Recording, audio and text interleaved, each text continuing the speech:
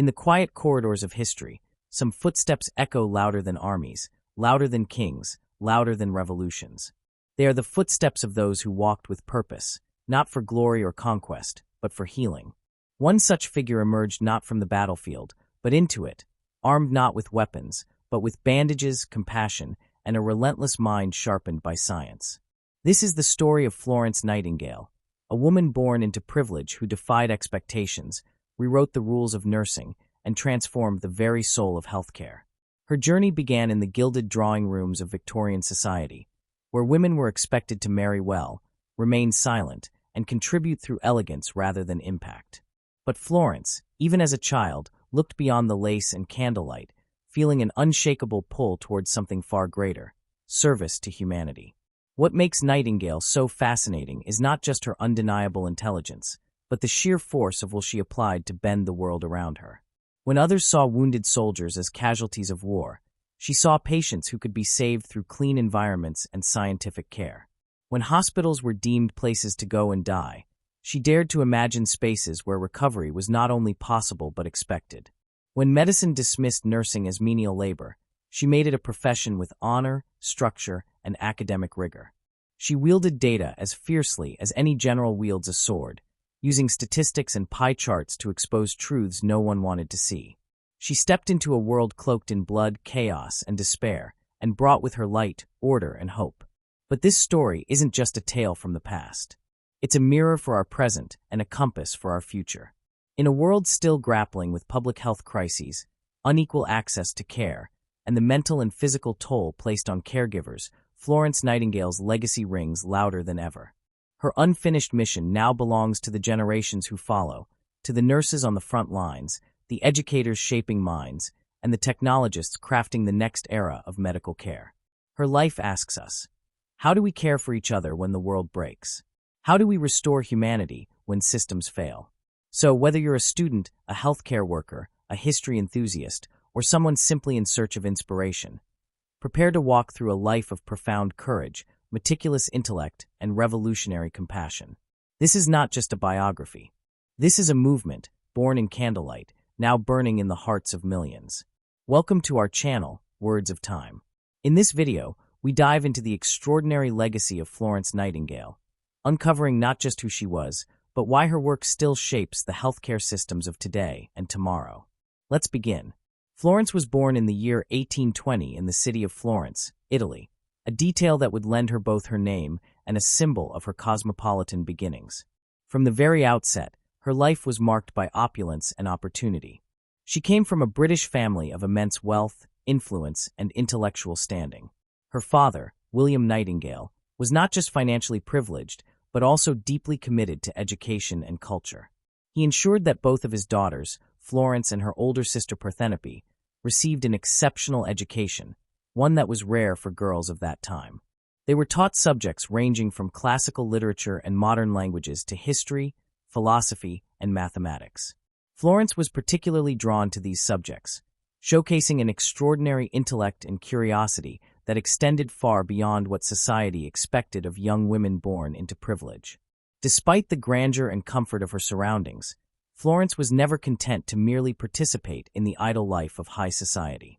She was deeply reflective, often keeping journals in which she questioned the purpose of her life and the nature of human suffering. These questions would soon coalesce into something more tangible.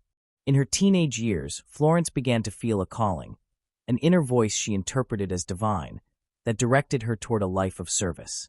This spiritual awakening was not a fleeting sentiment, but a persistent and powerful drive. She believed that God had spoken to her, instructing her to dedicate herself to helping others. This calling was not only profound, but also deeply inconvenient in the context of her social status. In the early Victorian era, women of her class were expected to marry well, manage grand households, and engage in charitable acts from a safe distance. Florence's aspirations went far beyond these conventions, stirring unease and eventually resistance within her family. Her determination to become a nurse was met with confusion, scorn, and outright opposition. In the eyes of Victorian society, nursing was not a noble profession. It was associated with lowly, uneducated women and was seen as disreputable. Hospitals were often dirty, chaotic places, more likely to spread disease than cure it. The idea that a well-bred, highly educated woman would choose to immerse herself in such a world was, to many, absurd and shameful. Her mother and sister were particularly vocal in their disapproval, fearing that Florence's choices would bring scandal upon the family. Even her beloved father, who admired her intellect and supported her education, hesitated to endorse her ambitions when it became clear how seriously she intended to pursue them. Yet Florence's resolve did not falter. She began to study nursing and hospital administration on her own, reading every available medical text, observing patient care practices, and corresponding with health reformers and doctors across Europe. Her initial opportunities for formal training were limited, as few institutions accepted women of her standing, or any women, for that matter. Eventually, in her early 30s, she managed to gain training at the Lutheran Hospital of Pastor Fliedner in Kaiserswerth, Germany. This experience was pivotal. It was here that she first encountered nursing as a disciplined, moral, and effective practice. The hospital, though modest, emphasized cleanliness, compassionate care, and spiritual devotion, principles that aligned perfectly with Florence's ideals.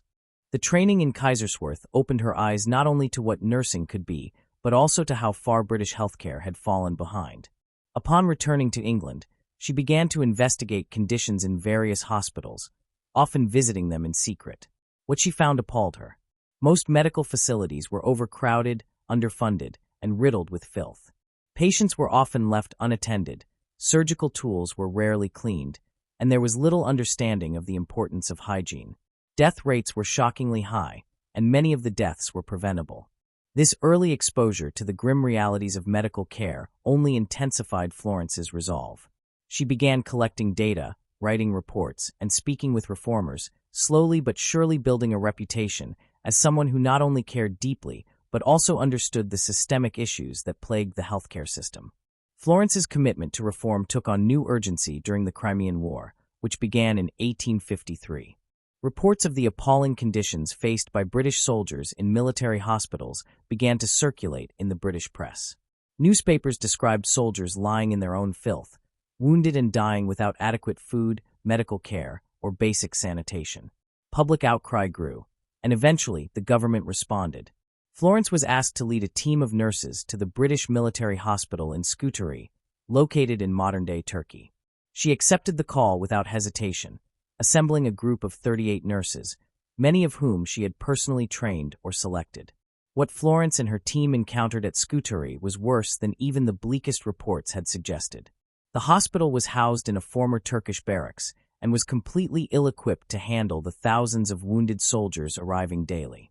The conditions were beyond dire. Rats and lice infested the wards, sewage seeped through the walls, and soldiers were dying more from disease and neglect than from their battlefield injuries. Cholera and typhus spread rapidly, and the death rate soared. Florence set to work immediately, implementing basic hygiene measures such as hand-washing, laundering linens, and sterilizing equipment. She arranged for better food, clean water, and proper ventilation. She also established a system for tracking patient outcomes, meticulously collecting data that would later be used to argue for widespread reform. Her efforts began to show results. The mortality rate, which had hovered around 42% when she arrived, dropped dramatically, by some accounts, to just 2%. Florence became a legend, known as the Lady with the Lamp, for her nightly rounds through the dark, crowded wards, where she offered comfort and companionship to the sick and dying. This image of a gentle, nurturing figure tending to suffering soldiers captured the public's imagination and helped elevate the reputation of nursing in the eyes of society. However, behind this image was a formidable intellect and an unyielding drive for systemic change. Florence was not merely a caregiver. She was a strategist, a statistician, and a fierce advocate for public health reform. After the war, Florence returned to England as a national hero, though she avoided public accolades and chose instead to focus on the next phase of her mission. Weakened by illness, likely contracted during her time in Scutari, she withdrew from public life but remained a prolific writer and reformer. She published extensive reports on military and civilian hospital conditions, using the data she had collected to advocate for improved sanitation, better building design, and more effective medical training. Her work influenced not just British policy, but also international approaches to healthcare. One of her most enduring contributions came in the form of the Nightingale Training School for Nurses, established in 1860 at St. Thomas' Hospital in London. This institution set a new standard for nursing education, emphasizing discipline, moral integrity, and practical skill. Graduates from the school went on to lead hospitals and training programs around the world, spreading Florence's principles far and wide. In this way, she helped to transform nursing into a respected and professional field, one that attracted capable and compassionate individuals who were committed to patient care. Florence's influence also extended into the realm of statistics. She was one of the first to use graphical representations of data, particularly pie charts and what would later be called polar area diagrams, to make her findings more accessible to policymakers. Her statistical reports were not just dry recitations of numbers, but compelling visual arguments for change. She understood that to persuade governments and institutions, she needed to present evidence in a way that was both clear and undeniable. This innovative use of data visualization earned her recognition in scientific circles and demonstrated the power of evidence-based advocacy. Despite her many accomplishments, Florence remained deeply self-critical and often dissatisfied with the pace of progress. She saw her mission as a spiritual duty and felt personally responsible for alleviating suffering wherever she could. Her sense of purpose never wavered, even as her health declined and she became increasingly reclusive. In her later years, she continued to correspond with nurses, reformers, and government officials, offering guidance and pressing for improvements in healthcare systems around the world. She was consulted during the American Civil War and had a lasting impact on hospital design and public health policy in India, where she had never set foot but maintained an active role through research and correspondence. Florence Nightingale passed away in the year 1910 at the age of 90. By then, she had received numerous honors, including the Royal Red Cross and the Order of Merit, the first woman to receive the latter. Yet perhaps her most significant legacy lies not in the medals or the monuments, but in the countless lives improved through her tireless efforts. She had taken a profession considered ignoble and reshaped it into one of dignity and respect. She had exposed the failings of existing healthcare systems and shown the world how they could be improved. And she had done all this not by conforming to the expectations of her class and gender, but by defying them with quiet, relentless determination. Florence's life stands as a testament to the power of conviction, intellect, and moral courage. She was a rebel in the truest sense, not in pursuit of fame or personal gain, but in the service of humanity. At a time when women were largely excluded from the spheres of medicine, politics, and public discourse, she carved out a space not only for herself, but for generations of women to come. She did so not by shouting, but by doing, by letting the results of her labor speak louder than any proclamation. Her story is not merely one of personal triumph, but a reminder of how one individual, guided by conscience and armed with knowledge, can change the course of history. Even now, more than a century after her death, Florence Nightingale's influence endures. Her name remains synonymous with compassion and competence in the field of nursing. Hospitals around the world bear her name, international nursing awards are given in her honor, and her birthday, May 12th, is recognized as International Nurses' Day. But beyond these symbols lies a deeper truth. Her work helped shape the modern understanding of healthcare itself. She taught the world that healing is not just about medicine, but about environment, dignity, and care. That belief continues to guide healthcare professionals in every corner of the globe.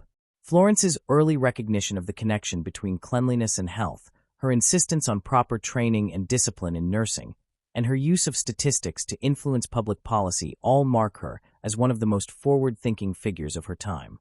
She bridged the gap between science and compassion, between data and humanity. She was not content to treat symptoms. She sought to cure the system itself.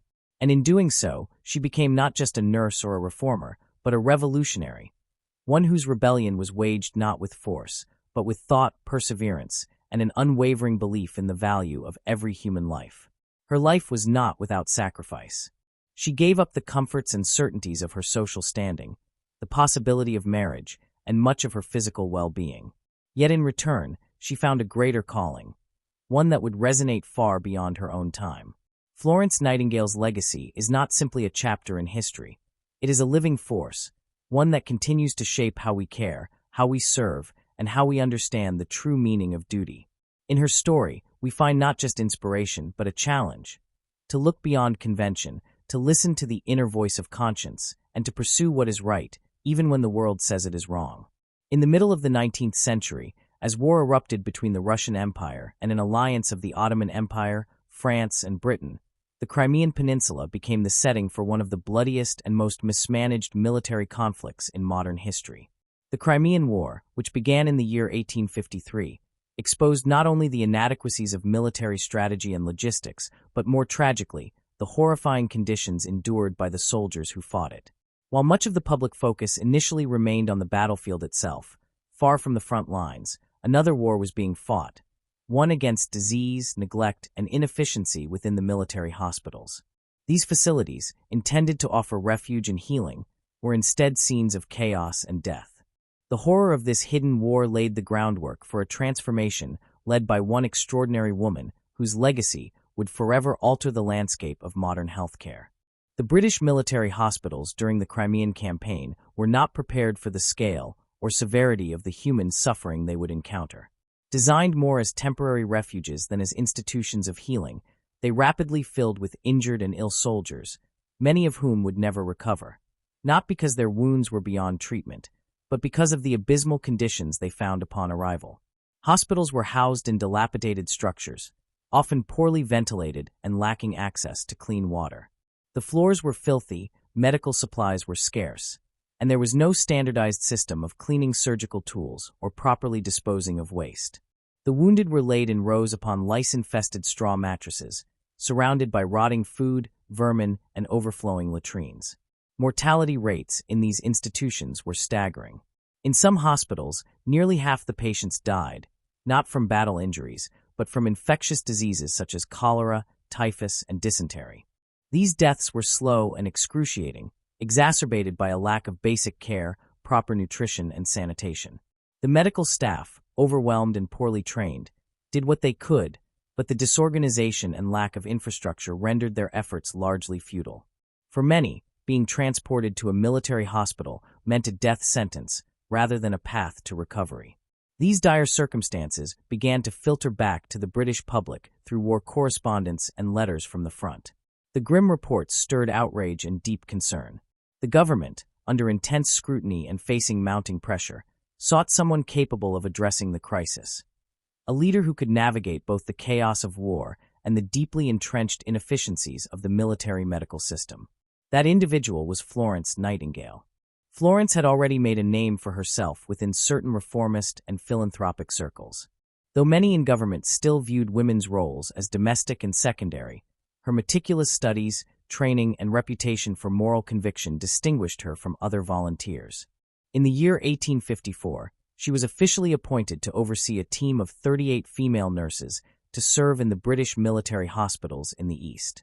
Her mission was not clearly defined, and her authority was ambiguous. Nevertheless, she accepted the task with solemn resolve and sailed for Scutari, a town in modern-day Turkey, where the main British base hospital was located.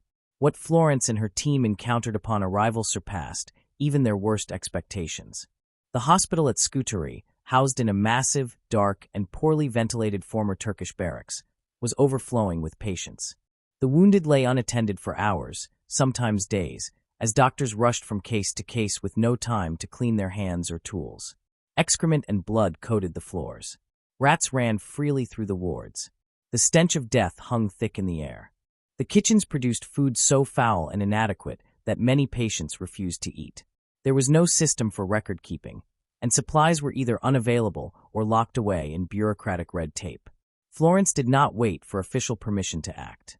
She immediately began organizing her nurses into efficient teams and addressed the most urgent needs. Working alongside army officers, engineers, and even local contractors, she focused first on improving sanitation. She arranged for hundreds of scrub brushes and barrels of disinfectant. She ordered floors to be cleaned thoroughly, walls whitewashed, and linens boiled. Wards were ventilated, and drainage systems were improved to prevent waste from seeping into the floors.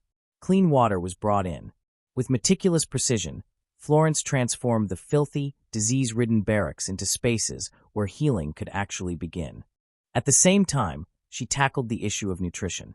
Recognizing that no recovery was possible without proper food, she worked with suppliers and camp kitchens to ensure that patients received warm, nourishing meals. She introduced a laundry system so that patients could have clean clothes and bedding. She demanded that fresh air and sunlight be allowed into the wards. She ensured that patients were bathed, their wounds cleaned regularly, and their dignity preserved. These changes, radical though they seemed at the time, were rooted in a simple principle: that the environment of care is just as critical as the treatment itself. Even as she battled institutional inertia and the resistance of some doctors who saw her efforts as interference, Florence persevered. She kept meticulous notes, documented every change, and tracked patient outcomes. Her efforts soon began to show measurable results. Mortality rates, once hovering near 50%, fell dramatically. Some reports suggest the death rate at Scutari dropped to as low as 2% within a matter of months. The transformation was nothing short of miraculous, and it did not go unnoticed. Beyond her administrative genius and tireless work ethic, Florence also possessed a deeply personal touch that left an indelible mark on all who encountered her. At night, after the day's work was done, she would walk the long corridors of the hospital by lamplight, stopping at each bed to check on the patients, offer words of comfort, or simply sit beside them. To the suffering and dying soldiers, she was not just a nurse or a reformer. She was a symbol of hope, a source of calm amid their agony. Her presence was so consistent and comforting that she became known simply as the Lady with the Lamp. The image of Florence moving silently through the wards, lamp in hand, became iconic. It was captured in poems, illustrations, and stories that circulated widely back in Britain. But while the public adored her for her kindness and courage, few understood the full extent of her contribution. Florence was not merely offering comfort, she was pioneering a new standard of healthcare. She combined compassion with science, spiritual care with administrative discipline. She introduced statistical analysis into hospital reform and used her findings to lobby for systemic changes not only in military medicine, but in public health more broadly. Florence's work in the Crimea was, in many ways, the culmination of years of preparation, study, and moral conviction. But it also marked the beginning of a new era. Her success there gave her the credibility and moral authority to advocate for far-reaching reforms in military and civilian hospitals alike. Upon returning to Britain, she refused fanfare and accolades. Instead, she retreated into relative seclusion, focusing her energy on policy work, research, and writing. Her influential report, Notes on Matters Affecting the Health, Efficiency, and Hospital Administration of the British Army, ran to hundreds of pages and laid out detailed recommendations for improving military health care. It was supported by rigorous statistical data and was delivered with the quiet confidence of someone who had witnessed firsthand the cost of institutional failure. Florence's use of statistics was particularly groundbreaking. She was among the first to use data visualization as a persuasive tool in public health. Her now famous polar area diagrams made it starkly clear that more soldiers were dying from preventable diseases than from battle wounds. This was a revelation that forced government officials to confront the true scale of the crisis and the necessity of reform. Her influence extended beyond Britain, as governments and healthcare institutions across Europe and North America began to adopt her principles. Though Florence suffered from chronic illness for much of the remainder of her life, possibly due to an infection contracted during the war, she never ceased working. From her bed, she corresponded with officials, advised on hospital construction, trained nurses, and wrote extensively on medical care and public health.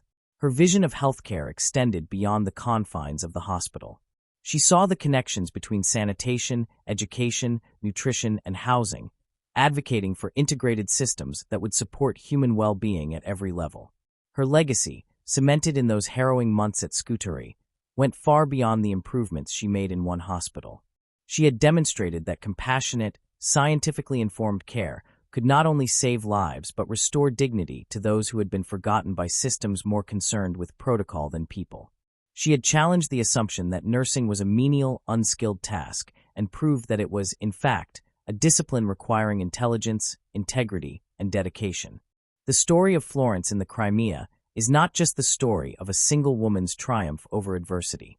It is the story of how moral courage, combined with intellectual rigor, can bring about systemic change. It is a testament to the idea that even in the darkest of circumstances, a light, whether metaphorical or literal, can guide the way towards something better. The lady with the lamp illuminated more than just the faces of wounded soldiers. She illuminated a path forward for medicine, nursing, and humanity itself. Even today, more than 100 years after her death, her influence is deeply embedded in the practice of nursing and the design of medical institutions. From the importance of hand hygiene to the role of natural light in patient recovery, many of the standards she championed are now seen as self-evident truths. Yet they were not always so. They had to be fought for, implemented inch by inch, bed by bed, ward by ward, by someone who refused to accept that suffering was inevitable or that death was merely the cost of war. Florence's work during the Crimean War revealed the harsh realities of 19th-century medicine and the deep flaws in the way society cared for its most vulnerable. But more importantly, it revealed the extraordinary capacity of one person to enact change. Her achievements serve as a reminder that revolutions in human welfare do not always begin with speeches or battles. Sometimes they begin with a bucket of clean water, a scrub brush, a notebook, and a lamp. The compassion she offered, the reforms she implemented, and the vision she brought to life continue to ripple through time, touching lives in ways she could scarcely have imagined. Her lamp, symbolic though it may be, still burns in the hearts of those who dedicate their lives to caring for others, not as a tribute to the past, but as a call to action in the present. In every hospital ward, every training school, and every policy that prioritizes human dignity, the spirit of Florence Nightingale remains alive, reminding us all of what it means to serve, to heal, and to hope. Florence Nightingale's journey did not end with her heroic work in the Crimean War. Though that chapter marked the beginning of her widespread recognition, what followed was a quieter, but no less revolutionary movement. One that unfolded not in the chaos of battlefield hospitals, but in government offices, training institutions, and the pages of meticulously crafted reports. Her true legacy was not confined to the image of a compassionate nurse tending to wounded soldiers by lamplight. It lay in her transformation of healthcare from a reactive, unsystematic endeavor into a proactive, evidence-driven profession rooted in science, training, and policy reform. At the core of this transformation was her unwavering belief that numbers, properly gathered, interpreted, and visualized, could reveal truths too powerful to ignore. Florence would use those truths not only to reshape nursing, but to challenge the very foundations of public health and institutional care. After her return from the Crimea, Florence's health had significantly declined. Many believe she contracted a disease during her service, possibly brucellosis or Crimean fever, which left her bedridden for years. Yet this physical setback did not limit her intellectual drive or sense of mission. Working from her bedroom, she became even more prolific and influential. Surrounded by correspondence, ledgers, and reports, she focused her efforts on systemic change, guided by the same rigorous sense of duty that had propelled her onto the battlefield. Florence was not content with anecdotal impressions or sentimental appeals. She wanted irrefutable evidence. While still in Scutari, she had begun gathering extensive data on patient outcomes, tracking mortality rates, identifying causes of death, and documenting the effects of sanitation improvements. She carefully recorded how the introduction of proper drainage, hand-washing, laundry services, and nutritional reforms corresponded to a significant drop in death rates. But she knew that presenting this data in columns and tables would be unlikely to persuade policymakers or military administrators, many of whom lacked medical knowledge or statistical literacy. To overcome this barrier, Florence turned to visual communication. She pioneered a new method of data visualization using what she called coxcomb diagrams, now known as polar area charts. These were not mere illustrations, they were powerful visual arguments. The diagrams presented information in a way that was immediately understandable, even to those without a mathematical background. Each segment of the circular graph represented a month, with the area of each wedge corresponding to the number of deaths from various causes. The color coding distinguished deaths due to preventable diseases from those caused by wounds or other factors. What these diagrams revealed was stunning. During the early months at Scutari, more soldiers had died from preventable diseases than from combat-related injuries. As sanitation measures were introduced, the colored wedges representing disease shrank dramatically. The impact was undeniable. These visual tools, combined with detailed written analysis, formed the basis of her groundbreaking report titled Notes on Matters Affecting the Health, Efficiency and Hospital Administration of the British Army. The report was more than 800 pages long and packed with statistical tables, comparative charts, and policy recommendations. It was submitted directly to the War Office and the British Parliament. The result was swift and far-reaching. Government officials, now confronted with clear evidence, had little choice but to acknowledge the systemic failures in military health care. Her report led to the establishment of the Royal Commission for the Health of the Army, which adopted many of her recommendations and initiated reforms that would ripple through the military system for years to come. Florence's use of statistics did not end with the Army. She began applying the same methods to civilian healthcare and public health challenges. She collaborated with experts from the Royal Statistical Society and eventually became the first female member of that prestigious institution. Her statistical work was rigorous, disciplined, and revolutionary. In her hands, data became a form of advocacy, a way to compel action without emotional manipulation. Her approach set a precedent for the use of evidence-based practice in medicine and public health that endures to this day. Yet Florence understood that data alone could not bring about lasting change. What was needed was a new kind of healthcare professional, one trained not only in the art of bedside care, but also in science, hygiene, and ethics. The existing image of the nurse in the mid-19th century was hardly flattering. Nurses were often untrained, drawn from the lower classes, and sometimes viewed as little more than domestic help or even drunkards. Florence envisioned something radically different, a profession that commanded respect, demanded intellectual and moral rigor, and upheld the dignity of both the caregiver and the patient. To bring this vision to life, she established the Nightingale Training School for Nurses at St. Thomas Hospital in London in the year 1860. The school was not a charitable endeavor, but a carefully structured institution with a formal curriculum, strict standards, and a strong emphasis on discipline. Florence herself selected the instructors and shaped the pedagogical philosophy. Training included both theoretical instruction and practical experience, ensuring that students were prepared for the physical and emotional demands of nursing. But more than skill, Florence emphasized character. Nurses were expected to be sober, responsible, and dedicated. They were to see their work as a calling, not a job. Graduates from the Nightingale School were soon in high demand. Many of them went on to lead hospitals and establish new training programs across the British Empire and beyond. These women became carriers of Florence's values and methods, spreading her influence globally. The idea that nursing could be a respected professional career for women, one that required education, certification, and ethical standards, was a revolutionary shift. It not only improved patient care, but also expanded opportunities for women at a time when their participation in public life was severely limited. Florence's influence extended into hospital design and administration. Drawing on her wartime experience and extensive research, she developed detailed guidelines for the construction and operation of hospitals. She advocated for what became known as the pavilion model of hospital architecture. This design featured long, narrow wards with high ceilings, large windows, and ample space between beds, principles aimed at maximizing ventilation, natural light, and ease of cleaning. She argued that the physical environment played a crucial role in patient recovery, and that hospitals should be designed with health, not just housing, in mind. These ideas were compiled in her book, Notes on Hospitals, which became a seminal text for architects, planners, and healthcare administrators. The principles she laid out were adopted in hospital construction projects across Europe, India, and North America. Her input was even sought in the redesign of London's military and civilian hospitals. Through her writings and consultations, she ensured that institutions were built not merely to contain the sick, but to help them heal. In parallel with her work on hospital design, Florence engaged in extensive advocacy for public health reform.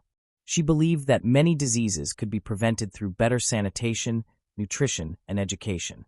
Her research into the health conditions of soldiers and civilians in India, where she never traveled but maintained voluminous correspondence, revealed alarming patterns of preventable illness and death. She used these findings to pressure the British colonial administration to improve water supply systems, sewage disposal, and hospital care in Indian cities and military posts. Florence's holistic approach to health emphasized prevention over cure.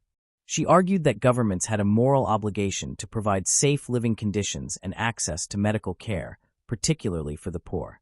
Her work anticipated many aspects of modern public health, including health education, environmental health, and the integration of healthcare with social services. She saw the connections between poverty and disease, between ignorance and suffering, and believed that a healthy society could only be built through systemic reform. Throughout her life, Florence remained committed to writing and research. Her most famous publication, Notes on Nursing, What It Is and What It Is Not, was intended not just for professionals but also for ordinary women caring for family members at home. The book offered practical advice grounded in observation and science, stressing cleanliness, ventilation, proper nutrition, and compassion. It became an instant success and has never gone out of print, continuing to influence nursing education worldwide. Her prolific output included reports, pamphlets, policy papers, and letters to key figures in government, science, and philanthropy. She was deeply involved in the development of nursing in wartime contexts beyond the Crimea, offering guidance during the American Civil War and consulting with reformers in continental Europe. She maintained an extensive network of influence, despite her often fragile health and increasing withdrawal from public life. Florence Nightingale died in the year 1910 at the age of 90, having outlived nearly all the people she had worked with during her career. By the time of her death, she had achieved an extraordinary level of influence, not just as a reformer or a statistician, but as a founder of modern nursing, a pioneer of evidence-based medicine, and a visionary who understood the complex interplay between environment, education, policy, and care.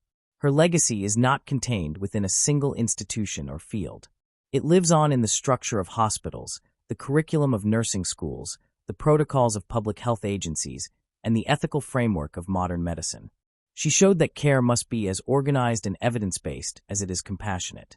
She demonstrated that numbers can drive reform, that the physical setting of care matters profoundly, and that nursing is as vital and honorable a profession as any in medicine.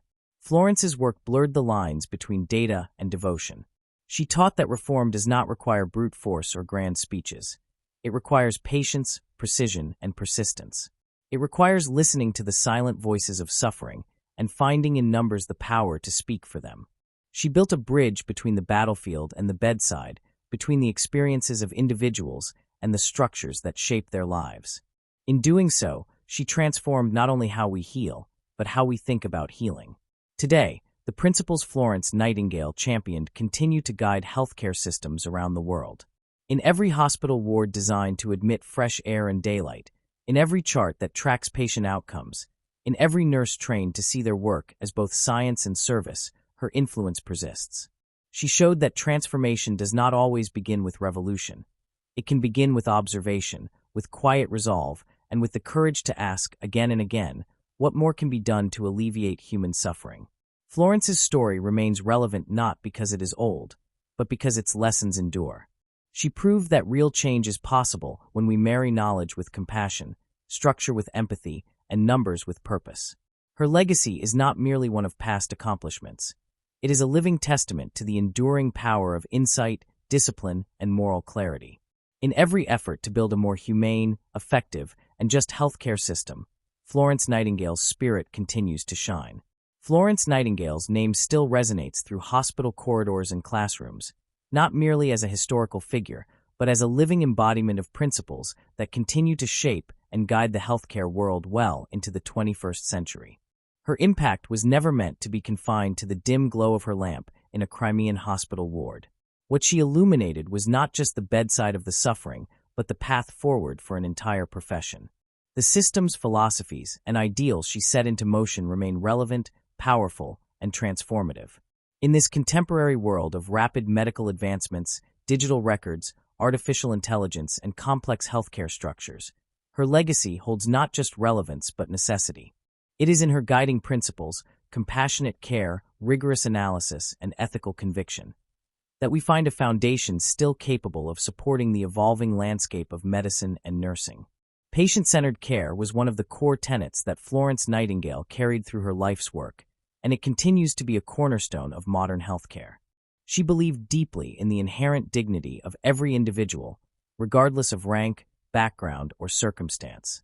To her, each patient was not a statistic or a body on a cot, but a human being with a story, fears, and a right to respectful and attentive care. This principle was not expressed in abstract language, but in her everyday actions.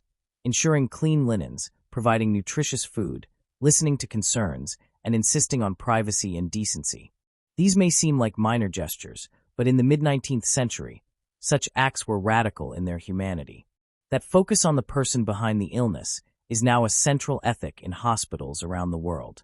Patient advocacy, holistic treatment approaches, shared decision-making, and culturally competent care are all echoes of Nightingale's commitment to seeing patients as full human beings. The idea that the environment, emotional well-being, and social context all contribute to healing is now well documented and integrated into treatment plans.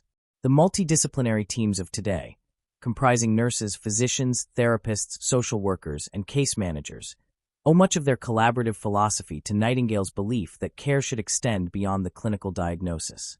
Her model considered cleanliness, light, air, rest, and nutrition as essential prescriptions, alongside medications and surgeries. Another principle central to her philosophy was the use of evidence-based practice. Florence Nightingale did not accept tradition or authority as justification for maintaining flawed systems. She demanded proof.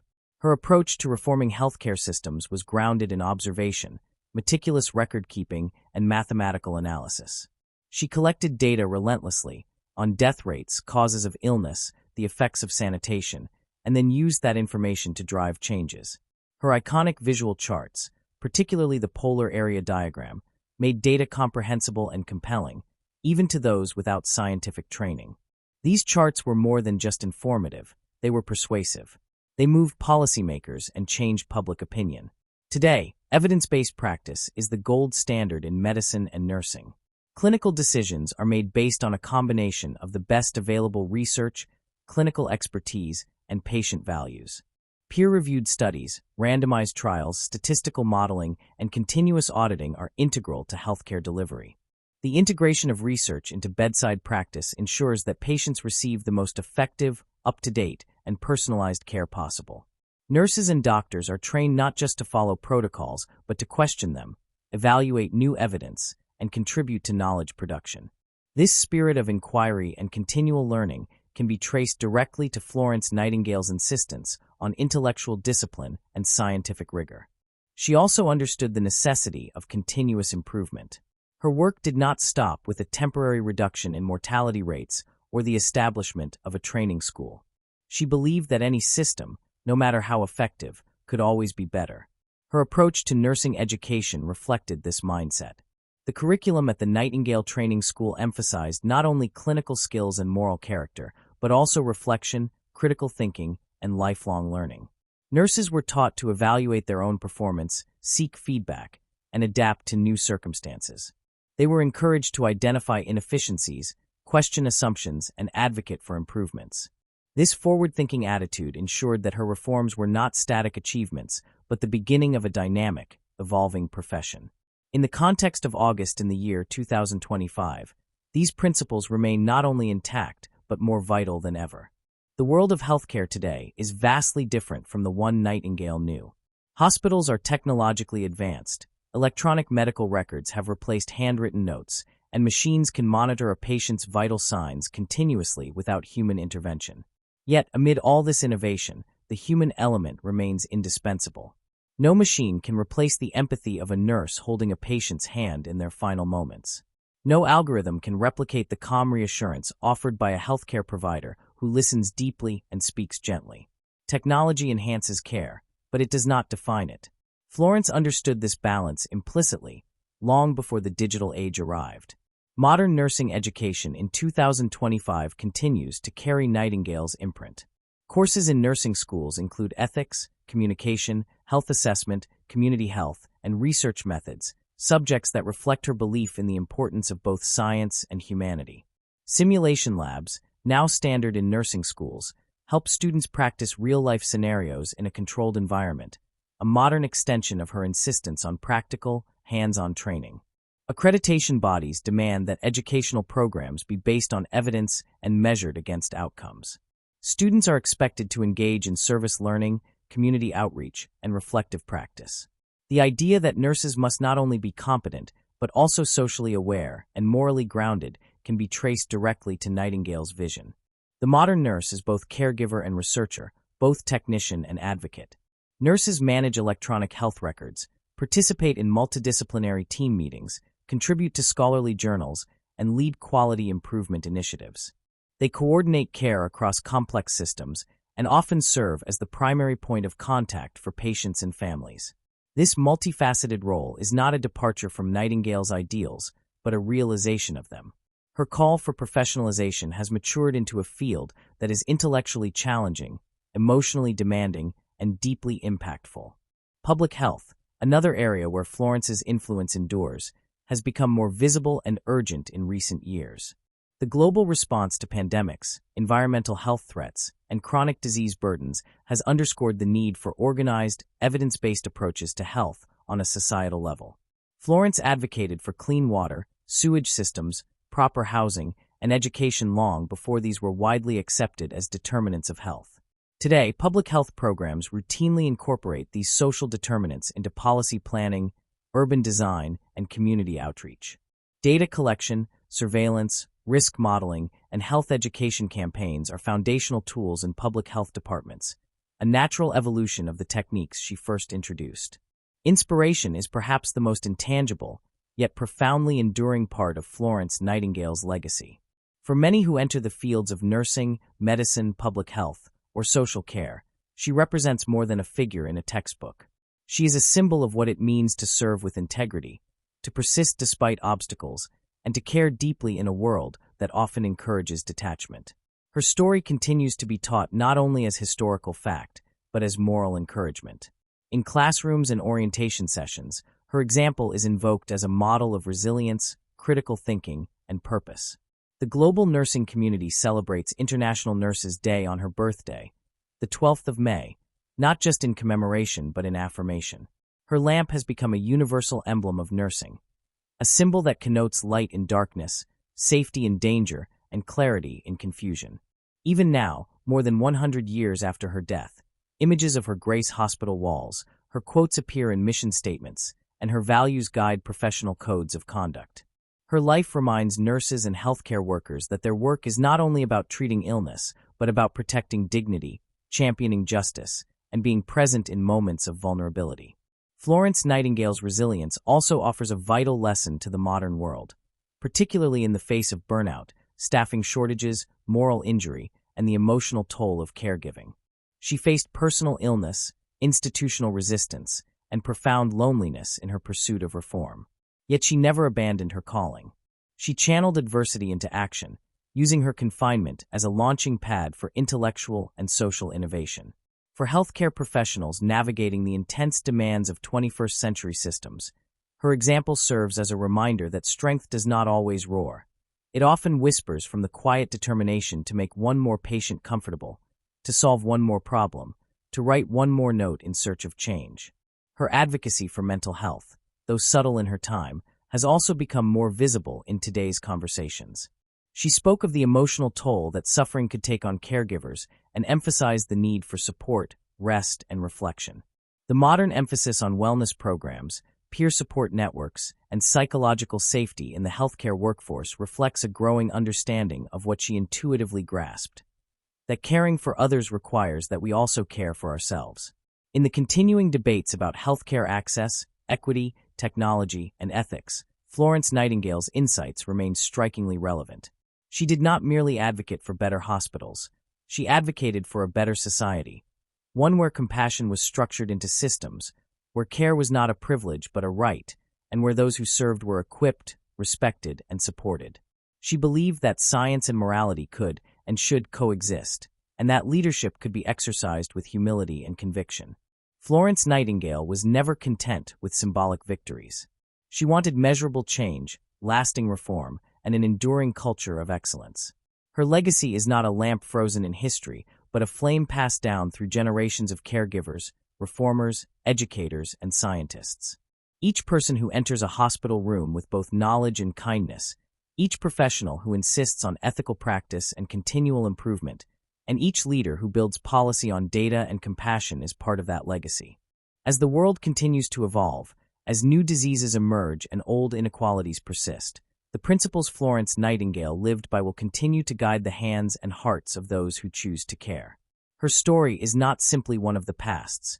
It is a call to the future, a blueprint for how to navigate the ever-changing terrain of health and humanity.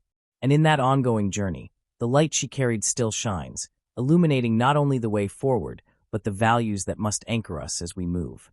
Florence Nightingale's work was remarkable not just for its achievements in her own time, but for how deeply it resonates in the world today, more than 100 years after her death. Though she set in motion many of the reforms and philosophies that underpin modern healthcare, her vision remains unfinished. Her foundational ideas continue to guide both the daily practices and long-term goals of nursing and healthcare systems across the globe. In the context of the 21st century, and particularly in the moment of reflection and change that defines August of the year 2025, it becomes increasingly clear that the challenges she once confronted are not only still present, they have grown more complex. Yet, they are still illuminated by the same guiding principles she once championed: compassion, evidence, education, and equity. One of the central themes in Florence's philosophy was the belief that care should be equitable. She never accepted the notion that healthcare was a privilege reserved for a few. Her work during the Crimean War and her later investigations into conditions in India and working-class London neighborhoods made clear that she believed health and dignity should not be dependent on wealth, nationality, or social standing.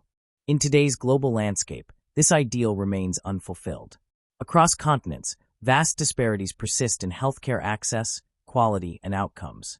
Millions of people, particularly in low-income regions, lack access to basic health services. Preventable diseases still claim lives due to poor sanitation, insufficient infrastructure, and inadequate staffing. The global imbalance in healthcare resources means that while some hospitals have cutting-edge robotic surgeries and personalized genomic medicine, others lack clean water and basic antibiotics. This reality challenges us to look again at Florence's model, not as a historical curiosity, but as a roadmap for ethical reform.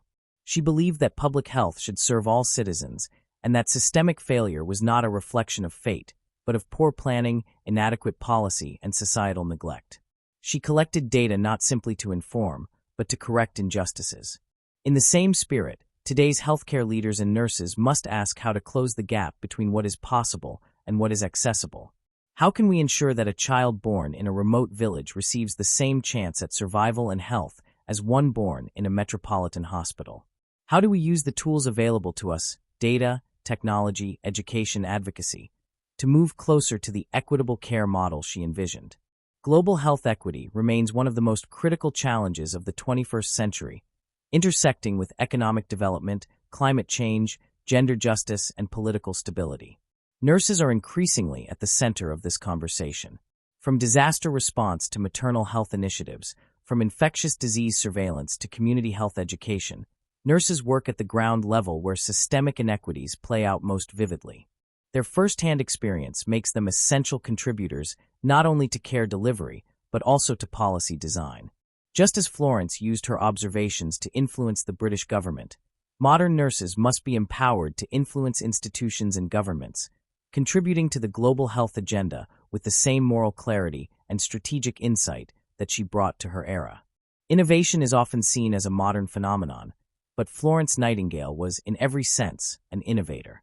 She revolutionized healthcare using the tools and knowledge available in her time: data collection, environmental design, structured training, and communication. Her use of statistics and her insistence on measurable outcomes placed her far ahead of her contemporaries. Today's innovation continues this trajectory, but the tools have changed. Now we have electronic health records, wearable health monitors, artificial intelligence in diagnostics, mobile health apps, and telemedicine platforms that allow care to be delivered across geographic and socioeconomic boundaries. These technologies have the potential to extend care further, faster, and more efficiently than ever before. Yet the central challenge lies in integrating this technology into nursing practice in ways that enhance, rather than diminish, the human aspects of care. Nurses in this era are tasked with mastering new digital systems while preserving the empathy, patience, and attention that define excellent bedside care. They must navigate electronic documentation while reading the nonverbal cues of anxious patients. They must monitor vital signs through remote devices while still recognizing when a patient simply needs a listening ear. The balance is delicate and constantly evolving. But Florence's legacy offers a guide: Never let tools replace touch, and never let data obscure dignity. Modern nursing education reflects this dual demand. Nursing students are taught to analyze clinical data sets, simulate emergency scenarios with virtual reality tools, and participate in interdisciplinary research. At the same time, they are trained in therapeutic communication, cultural competence, and reflective practice. This balance ensures that nurses enter the profession not as technicians, but as whole-person caregivers who understand both the science and the soul of healthcare. This blended approach honors Florence's insistence on both intellect. One clear sign of this evolution is the emergence of specialized nursing roles. Today, there are advanced practice registered nurses, nurse anesthetists, nurse informaticists, clinical nurse leaders, and nurse practitioners who serve as primary care providers. Each of these roles carries forward Nightingale's principle of empowering nurses to lead, to think critically, and to take ownership of care delivery. Just as she insisted on autonomy and authority for her team of nurses during the Crimean campaign, modern nursing leaders demand seats at decision-making tables.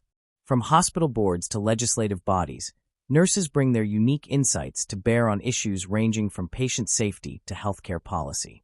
Florence also advocated for lifelong learning, a concept that has become increasingly essential in the face of rapidly changing medical knowledge. Clinical guidelines, pharmaceutical options, and disease profiles shift constantly. Continuing education is not just encouraged, it is mandated in many regions. Nurses must stay abreast of new treatments, technologies, and ethical considerations. They must adapt to demographic changes, emerging threats like pandemics, and the psychological needs of populations living through uncertainty and trauma. This constant evolution requires not just skill but resilience. Resilience is another thread in the legacy she left behind.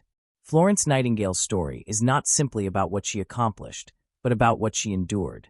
Her own chronic illness, her battles with bureaucracies, and the social constraints of her era did not deter her. Her strength was not born of comfort, but of conviction. In the modern context, healthcare workers, especially nurses, are facing unprecedented levels of stress, from overwhelming patient loads to burnout, violence, moral injury, and emotional fatigue. In the face of these realities, Florence's life remains a beacon. She demonstrated that resilience is not about stoicism or denial of hardship. It is about finding purpose in the midst of difficulty and continuing to act with integrity and compassion. Today, many institutions are finally acknowledging the emotional toll that caregiving takes. Wellness programs, mental health resources, peer support groups, and more humane shift schedules are becoming priorities in healthcare settings. The movement to care for caregivers reflects a long overdue recognition of the human cost of healing others. And at the heart of this movement is Florence's example, a reminder that those who offer comfort also need comfort, and those who serve others must also be supported. As we navigate this ever-shifting healthcare landscape in the year 2025, we are called not only to remember Florence Nightingale, but to finish the work she began. That work includes making healthcare accessible to all, ensuring the voice of the nurse is heard at every level of decision-making, continuing to embrace and evaluate innovation, and strengthening the moral foundations of care. It involves not just adapting to the future, but shaping it with intention, just as she did in her time. Florence Nightingale's legacy challenges every healthcare worker, policymaker, educator, and student to reflect deeply on their role in shaping a more just and humane system. Her life was not an accident of history, but a deliberate response to the suffering she witnessed. She took action, not through force or fame, but through persistence, intellect, and moral clarity. She turned data into change, compassion into policy, and service into a profession. Nurses today are the embodiment of that legacy. They are researchers and innovators, caregivers and educators, administrators and advocates. In rural clinics and urban trauma centers, in refugee camps and nursing homes, in mobile units and intensive care wards, they carry her flame forward. They face challenges she could never have imagined, yet they do so with the same values she held dear. Florence Nightingale's foundational work was never meant to be complete in her lifetime. She lit a path that others would follow, adjust, expand, and refine. Her vision of health as a human right, her insistence on science as a tool for justice, her demand for professional rigor, and her devotion to human dignity continue to define what nursing and healthcare can be. In recognizing her contributions, we do more than honor the past. We commit ourselves to a future where care is thoughtful, equitable, and unrelenting in its pursuit of better outcomes for all. We must continue to support nurses as the crucial backbone of our healthcare systems. Their voices must be included in shaping policies, designing technologies, and reimagining care models. They must be protected, respected, and nurtured, not only because they are indispensable, but because they carry within them the promise of a healthcare system worthy of those it serves. Florence Nightingale showed the world that healing begins not with machines or buildings, but with the intention to care, to understand, and to act. That lesson has never been more relevant. In every quiet moment where a nurse kneels beside a patient's bed, explains a diagnosis with kindness, solves a systemic flaw with creativity, or comforts a grieving family, her spirit endures. And in doing so, the unfinished work of Florence Nightingale moves forward, ever closer to the vision she so brilliantly began.